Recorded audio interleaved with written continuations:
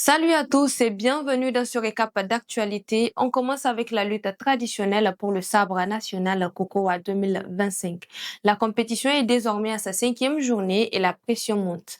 Les régions d'Agadez, Difa, Niamey et Tillabéri sont officiellement hors course. Par contre, Tawa, Maradi et Dosso tiennent toujours bon et restent parmi les plus solides de cette édition.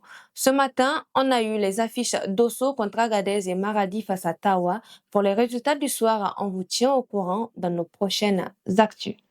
Après la quatrième journée, il ne reste plus que 10 lutteurs invaincus jusqu'au matin. Autant dire que la compétition entre dans une phase très chaude.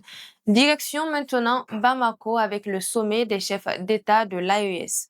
Les présidents du Mali, du Burkina Faso et du Niger se sont retrouvés du 22 au 23 décembre pour faire le bilan d'un an de coopération au sein de l'AES. À la clé, des annonces importantes, une télévision confédérale pour porter une voix commune et une banque de développement pour financer des projets dans l'espace AES.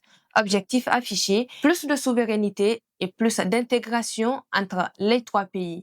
Et on termine avec une belle initiative solidaire. Le collectif Ardayeso, connu pour ses actions sportives et sociales, organise ce 25 décembre à la FENIFOOT une Olympiade caritative. Cette édition est dédiée à Hawasti, une jeune femme engagée qui depuis longtemps soutient les personnes dans le besoin autant qu'elle le pouvait.